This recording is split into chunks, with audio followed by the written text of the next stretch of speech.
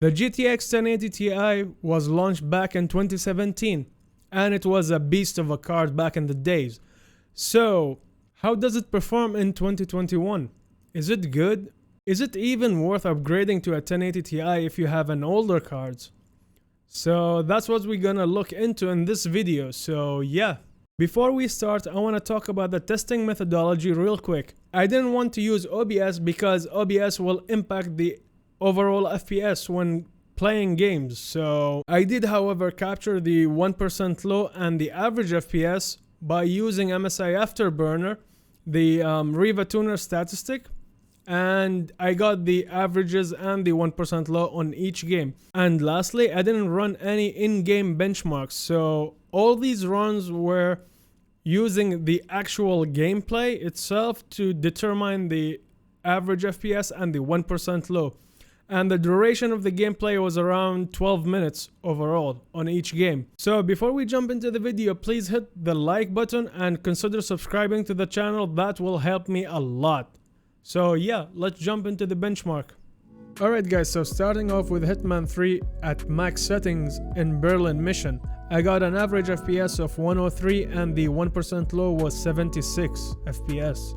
However, in Cyberpunk 2077 at high preset, I got an average of 49 FPS and the 1% low was 43 FPS, which is personally, it's not even playable. Alright, so in Red Dead Redemption 2, I did use the optimized settings by Hardware Unboxed. I will leave their video down in the video description below. Anyways, the average FPS was 79 FPS and the 1% low was 63 FPS.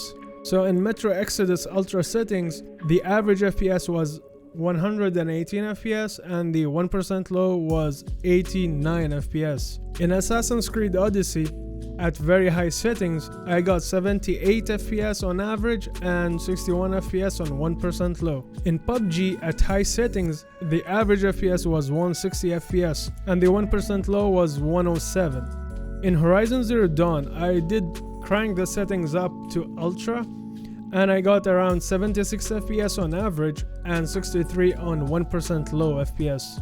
Alright, so in Mafia Definitive Edition, I did crank it to high settings, which is the max settings in this game, and the averages was around 96 FPS and the 1% low was 60 FPS.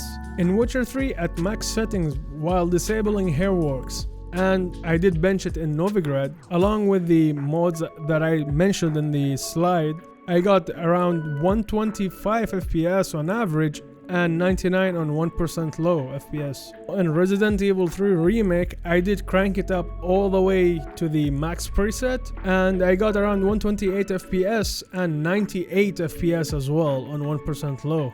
However, in Far Cry 5 as well at max settings plus the HD texture, I got around 124 FPS on average and 81 FPS on 1% low.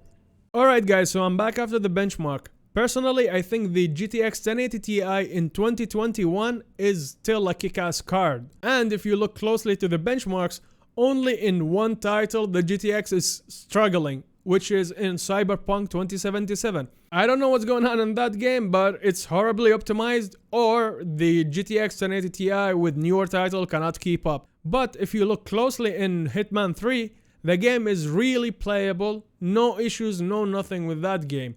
So if you're planning to target 60 FPS at 1440p in AAA games, this card can do it. And if you plan to play at 1440p 144Hz on shooter games, this card can do it too. But the only downside to it, it doesn't support DLSS, no ray tracing. So that's the only downside to it as far as I can see. So let me know what you think about this card in the comment section below, and I'll see you in the next video.